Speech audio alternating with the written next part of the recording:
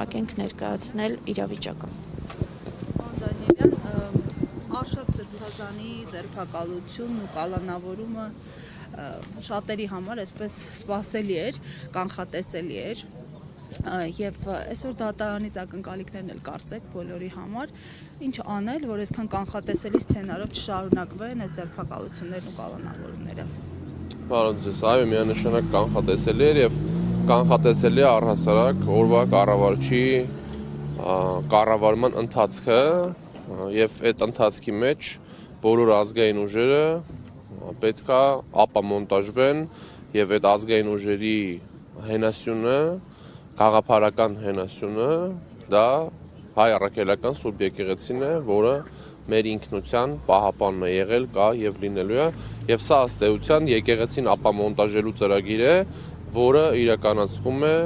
հետևողական ձևով, ինչպես մենք տեսնում ենք, նրանց մոտ որևէ բան չի ստացվելու, եթե մենք ունենանք միասնականություն։ Սա արդեն ցավոք սրտի մշտական խոսակցություն է դարձել, մենք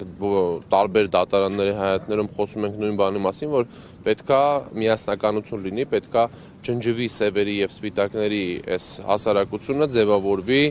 միասնական հասարակություն, որը կծնի այն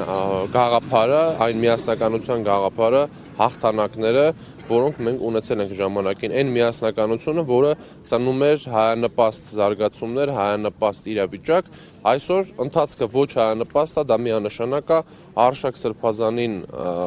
մեղսագրվող արարքները ուղղակի ծիծաղելի են, սա ակնհայտորեն քաղաքական հետապնդում է, սա ամսի 12-ի նախաշեմին ստեղծված իրավիճակը ապօրինի կալանքի գործընթացը, որ իրականացվում է այսօր, վստահաբար ես հույս չունեմ, որ Սրբազանին կթողեն, որովհետև մենք ունենք առնվազն 3 օրինակ սրբազանների, ովքեր արդեն ամիսներ շարունակ բանտում են եւ բանտում են քաղաքական մոտիվներով եւ այդ քաղաքական հետապնդումները եկել հասել է Արշակ arczepiskopos Սրբազանին։ Հիմա ինչ անենք մենք, շատ կարեւոր հարց է։ Դա հետեւյալն է։ Մեզ պետքա լինել միասնական, պետքա այդ բաժանված հասարակությունը սոսնձվի եւ այդ տարանջատման օպերացիաներին պետքա վերջ տալ եւ միասնական ճակատ ձևավորել պայքարի եւ այդ միասնական ճակատով թույլ չտալ, որպեսզի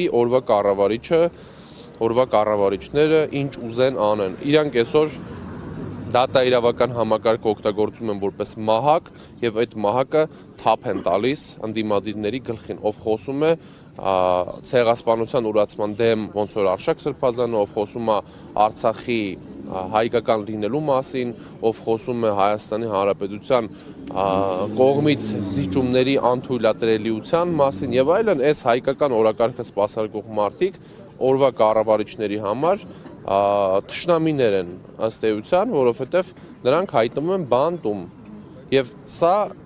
պետքա մենք ֆիքսենք, որ միասնականությունն է, որ պետքա լինի զսպա շապիկը, որպեսզի կառավարիչները չիրականացնեն այն գործընթացը, որը իրականացնում են այսօր։ Շնորհակալություն։ 24